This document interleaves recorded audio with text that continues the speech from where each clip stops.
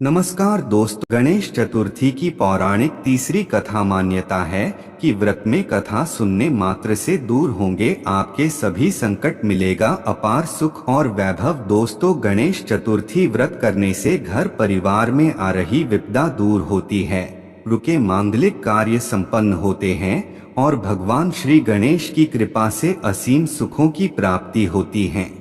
गणेश चतुर्थी व्रत की पौराणिक कथा के अनुसार एक बार भगवान शिव तथा माता पार्वती नर्मदा नदी के किनारे बैठे थे।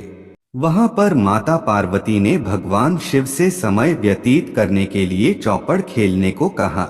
तब भगवान शिव चौपड़ खेलने के लिए तैयार हो गए, परंतु इस खेल में हार जीत का फैसला कौन करेगा, यह प्रश्न उनके समक्ष उठा तो भगवान शिव ने कुछ तिनके एकत्रित कर उसका एक पुतला बनाकर उसकी प्राण प्रतिष्ठा कर दी और पुतले से कहा, बेटा, हम चौपड़ खेलना चाहते हैं, परंतु हमारी हार जीत का फैसला करने वाला कोई नहीं है, इसीलिए तुम बताना कि हम दोनों में से कौन हारा और कौन जीता। उसके बाद भगवान शिव और माता पार्वती का चौपड़ खेल शुरू हो गया।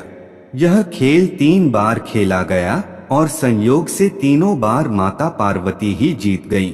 खेल समाप्त होने के बाद बालक से हार जीत का फैसला करने के लिए कहा गया तो उस बालक ने महादेव को विजयी बताया। यह सुनकर माता पार्वती क्रोधित हो गईं और क्रोध में उन्होंने बालक को लंगड़ा होने और कीचड़ में पड़े रहने का श्राप दे दिया। बालक ने माता पार्वती से माफी मांगी और कहा कि यह मुझसे अज्ञानतावश ऐसा हुआ है, मैंने किसी द्वेष भाव में ऐसा नहीं किया। बालक द्वारा क्षमा मांगने पर माता ने कहा, यहाँ गणेश पूजन के लिए नाग कन्याएं आएंगी, उनके कहे अनुसार तुम गणेश व्रत करो, ऐसा करने से तुम मुझे प्राप्त करोगे। यह कहकर माता पार्वती शिव के साथ कैलाश पर्वत पर चली गईं। 1 वर्ष के बाद उस स्थान पर नाग कन्याएं आईं। तब नाग कन्याओं से श्री गणेश के व्रत की विधि मालूम करने पर उस बालक ने 21 दिन लगातार गणेश जी का व्रत किया। उसकी श्रद्धा से गणेश जी प्रसन्न हुए। उन्होंने बालक को मनोवांछित फल मांगने के लिए कहा। उस पर उस बालक ने कहा, हे विनायक, मुझ में इतनी शक्ति दीजिए कि मैं अपने पैरों से चलकर अपने माता पिता के पास कैलाश पर्वत पर पहुंच सकूं और वे यह देख प्रसन्न हो। तब बालक को वरदान देकर श्री गणेश अंतर्ध्यान हो गए। इसके बाद वह बालक कैलाश पर्वत पर पहुंच गया और कैलाश पर्वत पर पहुंचने की अपनी कथा उसने भगवान शिव को सुनाई।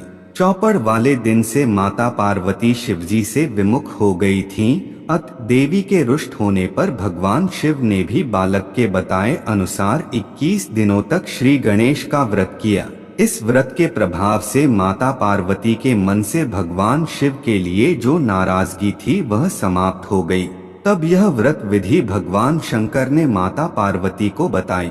यह सुनकर माता पार्वती के मन में भी अपने पुत्र कार्तिकेय से मिलने की इच्छा जागृत हुई।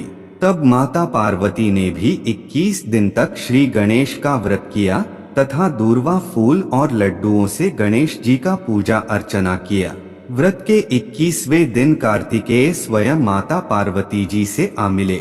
उस दिन से श्री गणेश चतुर्थी का यह व्रत समस्त मनोकामनाओं की पूर्ति करने वाला व्रत माना जाता है। इस व्रत को करने से मनुष्य के सारे कष्ट दूर होकर मनुष्य को समस्त सुख सुविधाएं प्राप्त होती हैं।